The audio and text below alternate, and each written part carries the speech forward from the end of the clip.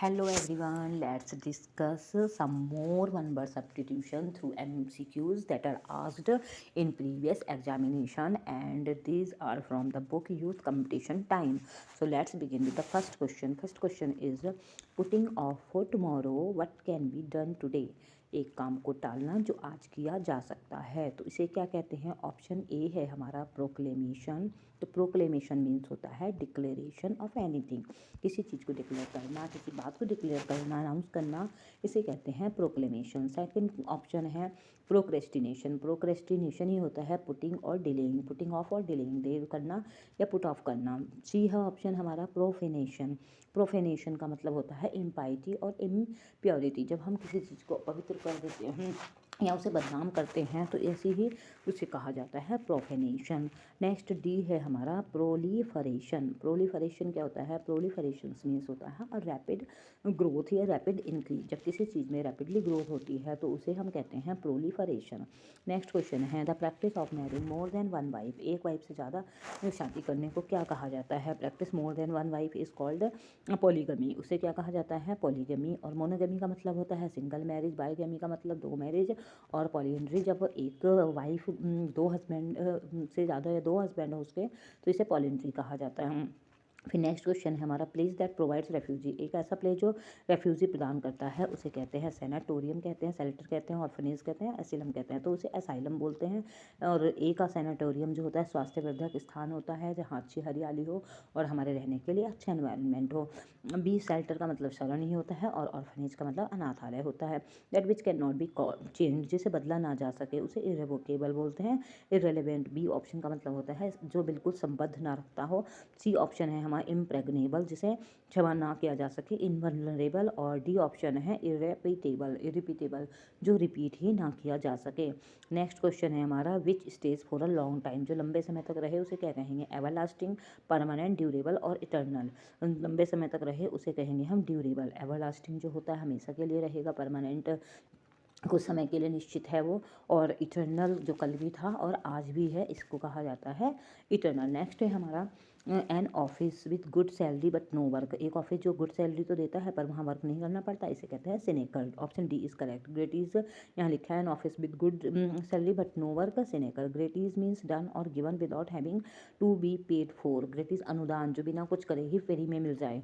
फिर है honorary. Honorary उसे कहते हैं जब हमें बिना सैलरी के काम करना पड़ता है, इसे ऑनररी कहा जाता है। फोर्थ सी ऑप्शन है हमारा डिस्क्रिशनरी। डिस्क्रिशनरी का मतलब होता है आफ्टर एक इनकम जो होती है, remaining income after deduction of all cost and सिनेक। ऑल कॉस्ट के बाद जो डिडक्शन के बाद इनकम मिलती है उसे ही डिस्क्रिशनरी कहा जाता है। नेक्स्ट है हमारा यह है कि a supporter of the cause of women. Women का सपोर्टर फेमिनिस्ट कहा जाता है। Option B is correct. Option A है हमारा फेमिनिन। फेमिनिन का क्या मतलब होता है? फेमिनिन का होता है हैविंग द क्वालिटी और appearance considered to be typically women. Women womanish जो होता है वो टिपिकली वुमेन फेमिनिन बोला जाता है। ई फेमिनिन मीन्स अ मैन और boy looking, behaving, sounding like, look भी हो, बिहेव भी हो, साउंड भी हो, तो उसे ई फेमिनेट बोलते हैं, यानी स्त्री स्वभावक। सोफिस्ट होता है a person using clever argument. जो क्लेवर आर्ग्यूमेंट प्रेजेंट करता है उसे सोफिस्ट बोलते हैं। Having clever argument it is called sophist. Next है हमारा room for the display of art. एक रूम जहाँ डिस्प्ले ऑफ आर्ट किया जाता है उसे क्या कहते हैं? आर्टरी कहते हैं, आर्टिलरी बोलते हैं, गैलरी बोलते हैं या लाइब्रेरी बोलते हैं। The room for the display of work is art is called gallery. Artillery जो होती है means large heavy gun which are often moved on wheels. Large heavy gun को कहा जाता है जो व्हील्स पर हो, उसे कहते हैं हम आर्टिलरी। नेक्स्ट है आर्टरी। आर्टरी का मतलब होता है large and important road. Large important road होती है रिवर, ब्लड वेशल्स, और रेलवे में, लाइब्रेरी में means room in a large house where most of the books are kept. इसे लाइब्रेरी कहते हैं। लाइब्रेरी क्या होती है? मीन्स लाइब्रेरी का मतलब होता है रूम जहाँ पर बड़ी रूम में कई सारी बुकें होती हैं, वो तो आपको पता ही होगा, उसे लाइब्रेरी कहते हैं। नेक्स्ट है 39 a person who lives by himself. जो केवल अपने लिए ही रहता हो, किसी से बातें ना करता हो, अकेले अकेले रहता हो, तो ऐसे पर्सन को रेक्लूज कहते हैं। बहुत से लोगों को अकेले रहना पसंद होता है, कुछ ग्रेगेरियस होते हैं, जैसे झुंड में रहना उन्हें पसंद होता है, जैसे कि कबूतर, पिजन भी झुंड में रहना पसंद करता है, उसे ग्रेगेरियस कहते हैं। और लॉयन जो है वो अकेला रहना पसंद करता है तो उसे हम कह सकते हैं कि लॉयनिज्म। लॉयन किस तरह का होता है, रेक्लूज ही होता है। रेक्लूज एक पोएम भी लिखी है विलियम वर्ड्सवर्थ ने, शायद आपने पढ़ी हो। और इसका हमारा दूसरा है सेल्फिश। सेल्फिश जो होता है वो स्वार्थी होता है, लोनली अकेला होता है, लेकिन अकेले रहने वाले को रेक्लूज बोलते हैं। फिर अनसोशल, अनसोशल जिसे सामाजिकता बिल्कुल ना आती हो, किसी से भी सही से बात ना करता हो, उसे अनसोशल कहते हैं। नेक्स्ट है हमारा ल्यूनेटिक इज़ कन्फाइंड टू एक ल्यूनेटिक माने जो मेंटल रोगी होता है उसे कहाँ रखा जाएगा, तो a lunatic is confined to an asylum. Lunatic को असाइलम में रखा जाता है। Lunatic is a person legally declared to be unsound mind, जिसका माइंड साउंड ना हो, and who therefore is not held capable और रिस्पॉन्सिबल बिफोर लॉ। जिसे कैपेबल और रिस्पॉन्सिबल ना माना जाए उसे कहाँ रखेंगे हम, असाइलम में रखेंगे। ल्यूनेटिक जेल में तो उसे रखेंगे नहीं, जेल में तो प्रिजनर को रखते हैं, कैदी को रखते हैं। होल में चूहा रहता है और बिल में कौन रहेगा, चूहा रहेगा। और मॉन्स्ट्री में मॉन्क्स रहते हैं तो उन्हें उसके रहने के स्थान को मॉन्स्ट्री कहते हैं। नेक्स्ट है टू मच ऑफिशियल फॉर्मेलिटी, जब हमें बहुत ज़्यादा ऑफिशियल फॉर्मेलिटी निभानी पड़े तो उसके लिए क्या होता है, option A is delayed, option B is officiousness, option C is formality और रेड टेपिज्म।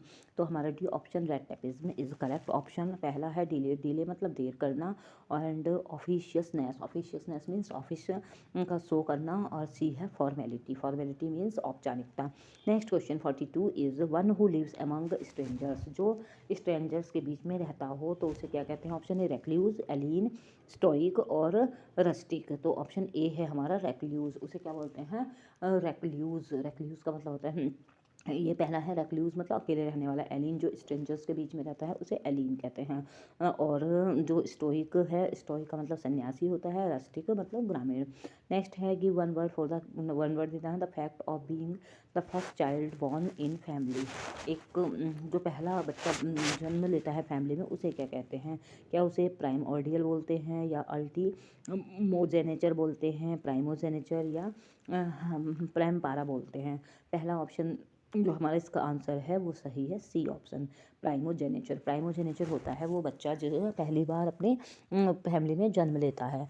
और ऑप्शन को भी डिस्कस कर लेते हैं। पहला ऑप्शन ए ऑप्शन है हमारा प्रिमोर्डियल। प्रिमोर्डियल का मतलब होता है प्राइमोर्डियल। प्राइमोर्डियल मतलब पहले शुरू से ही जो रहा हो, तो उसे कहेंगे प्राइमोर्डियल, मतलब बुनियादी बेसिक्स जो थिंग होते हैं उन्हें प्राइमोर्डियल बोलेंगे।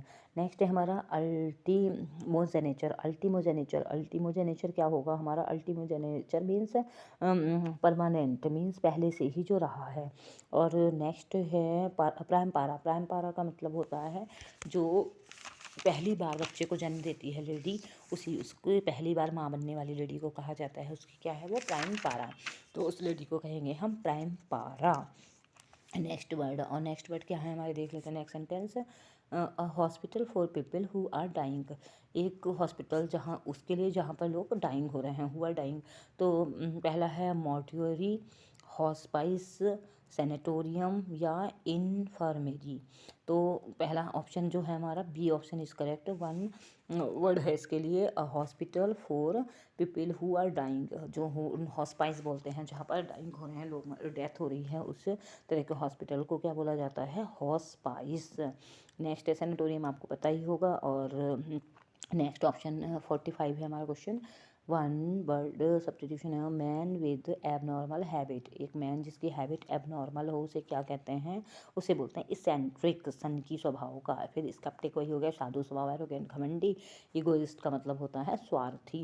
नेक्स्ट है हमारा question 46, a place for keeping बीज। बीज के लिए प्लेस जो होता है उसे बोलते हैं बी हाई बोलेंगे, या फिर बी एवियरी, क्या बोलेंगे उसे, एवी एपियरी, क्या बोल देंगे प्लेस फॉर बीज, बीज के लिए बी हाई या एपियरी।